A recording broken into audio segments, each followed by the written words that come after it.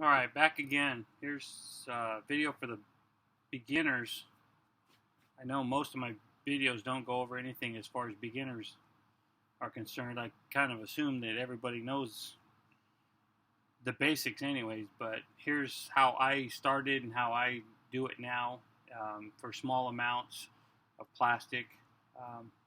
First off is I use the Anchor or the Pyrex cups. Everybody calls them Pyrex. This one's an Anchor cup. These are more, I can find these easier here than a Pyrex cup.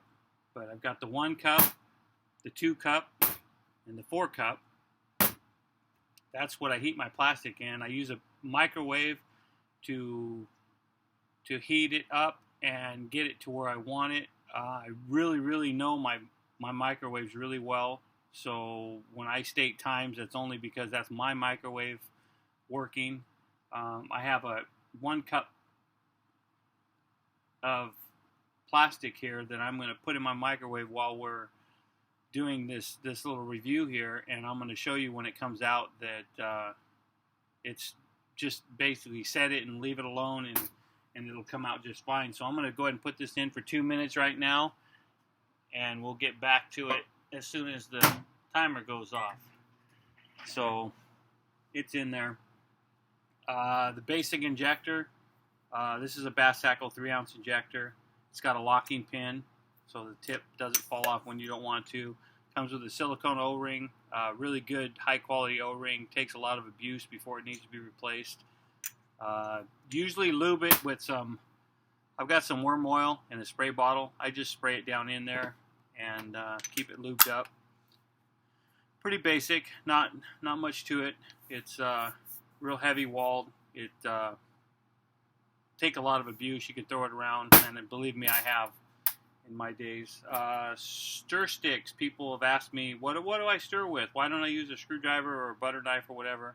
It's a welding rod that's been bent so that I can actually scrape the bottom of the Pyrex and keep the flake suspended or the salt suspended in there while I'm doing it. The other ones just don't. I mean, I don't. This is what I do. This is not. There's nothing wrong with using the butter knife or a screwdriver, but I have this. Once I set it in there and it's in the plastic, it's pretty hard to tip out of there.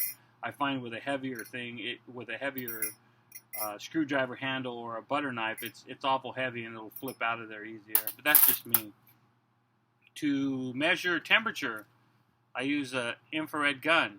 Now this is just as accurate as anything out there, but you have to keep stirring it to get an accurate temperature. Otherwise, it's going to give you the surface temperature, and the surface temperature is not the actual temperature of the plastic because the middle is a little different. I'll show you more of this when I get the plastic to come out when it's done, when it beeps here. Gloves that I use are MaxiFlex. They're thin. They're really easy to put on. They're like knitted gloves. Oh, there goes the beeper. And it makes it really nice because you could touch things. It's not something you can hold on to something that's real hot for a long time. But if you're doing it real quick, like if I go get this Pyrex cup out of here, I can get it out. I can put it on my griddle here, and it'll be fine. So let me grab that, and we'll go over the griddle a little more. All right, here we go. There's our plastic. It's didn't stir it, did nothing, no bubbles. See as close as you can, no bubbles. It's going. This particular item that I have here that everybody asks, what are you setting it on? What are you setting on? This is actually a griddle, but it's got high sides on it. It's got some things. It actually helps keep a spill contained inside, and there's a heating element on the bottom. I have the heating element or the heat control over here. I have it turned up to 400 degrees. And that's pretty much where I leave it. Sometimes I'll turn it down if I'm doing some swim baits that I want a little lower temperature. I'll turn it down to maybe 350. I get a lot of heat loss from this, so it's not perfect, but it does keep plastic cool enough to where it's not constantly cooling off. You're not sticking it in a microwave all the time. So it helps. I have a bigger one too that I can put like 3-4 cup ones in there in a row. I could actually put 4 4-cup ones in there, and it'll be no problem. This particular one, they won't fit in here. I could put 2, but they start hitting each other. I lose a lot of heat. here's the stir stick, and you can see once I stir it, we've got the bait that's ready to shoot right there. I'll tell you that right now. I can tell you this temperature is really, really good. Maybe a little on the high side. About 332.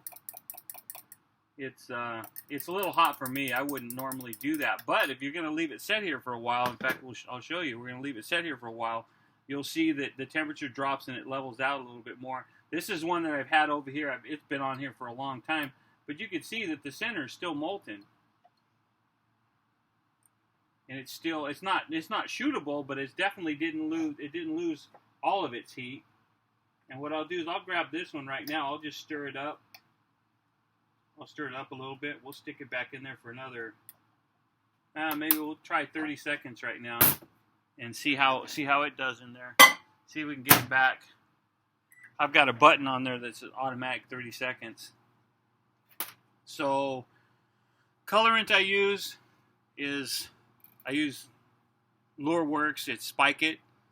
It's available in many different sizes. I use the smallest one I buy is 4 ounces, buy a pint, and then I've actually bought up to quarts. I know you can buy larger amounts, but this is a lot of colorant here.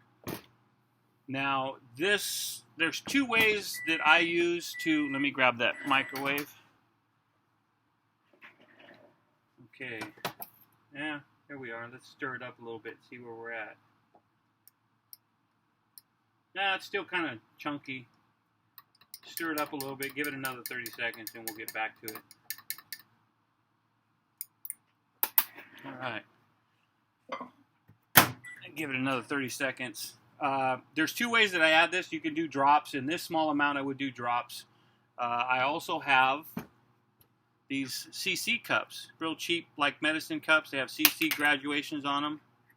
And I have a whole bunch of them. You can see they're all different colors for all the different colors I use. So if I'm using white, I go to the white one. And this is a large amount of white, but if I use the white, I can actually measure it out in here. This one here, we'll put maybe 10 drops of green pumpkin. It's too thick. It's not really there. 1, 2, 3, 4, 5, 6, 7, 8, 9, 10. That's probably not enough, but you'll get the idea real quick. And it's still light. Let me grab the other one. This is the one that I reheated. So I did 30 seconds the first time, 30 seconds right now, and I can tell you right now that this one's ready to go. Take the temperature on this one while I'm stirring it. This one's 320. 319, but 320. That's pretty good right there. That's definitely a doable amount. In fact, this one over here has probably dropped that much right now since we've had it. This one's sticking at right around 310, 312. So it's dropped that much in that amount of time. But then again, I'm adding cooler stuff to it. Let's do 10 more drops, and we'll get a nice color going here. 8, 9, 10. There's 10 more drops there. Now we're getting a nice green pumpkin right there. That's a good green pumpkin color. Now when it comes to flake and pearl, I have these measuring spoons that I use, and these are small graduations. This is a 5-piece set, and it's drop, smidgen, tad, dash, those types of things. It's just what they use. That's for maybe this amount here, and then for my regular quart and 2-quart things, I've got quarter, the standard measuring spoons that are. This one doesn't want to come apart. They're the four standard ones. So it's 1 teaspoon, a tablespoon, a teaspoon, a half a teaspoon, quarter teaspoon. Now let's add some flake to that. We'll do. Let's do some 015 red. We'll go green pumpkin red. And we've got, again, it's Lureworks, which is basically Spike It. And what I'll do is let's go with, we'll go with a pinch of red from the bag. And basically it's just that amount. This will probably be a little light for this much plastic, but it'll look good. Oh yeah, good to go. It's not overly heavy amount, but it'll look good. I don't have a mold out. So basically, there's the stir stick, and as that settles in there, I'll be able to pick it back up and get it to come back out and do everything that it needs to. It's the same thing over here. And see, this has been sitting here. It's been sitting here the whole time we're talking, and it's still shootable. It's definitely shootable. And well, let me grab a mold real quick. Let's see, what do we want to grab?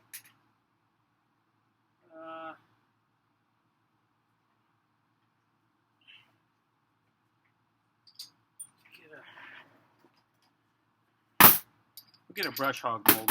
Pretty simple. I use C-clamps on these just because it's quicker for me when I'm doing a lot. I don't usually do one mold at a time.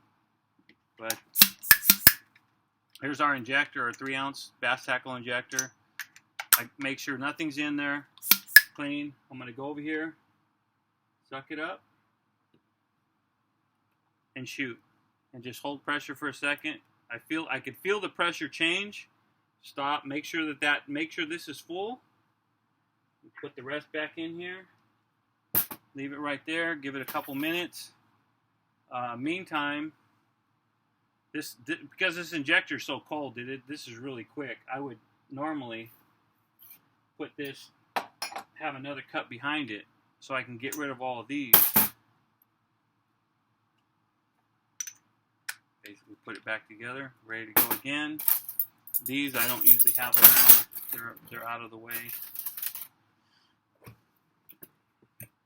And because this mold is not hot, I can actually do this really quick. This is going to be a little molten in the sprue. Yeah, in fact, I can see some of it coming out. But there you go. Just that quick. Nice green pumpkin, red flake. Here's the other one.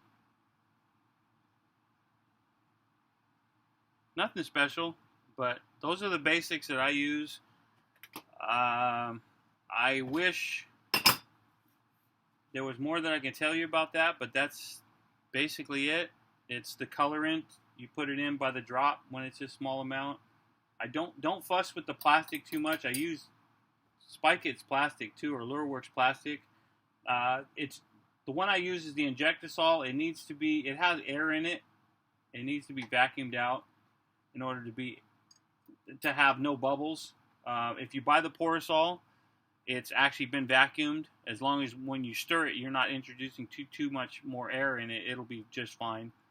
I buy it by the drum, so it's a lot cheaper for me to buy it like that and just de-air it when I do it myself. This way I do it as I use it, and you get a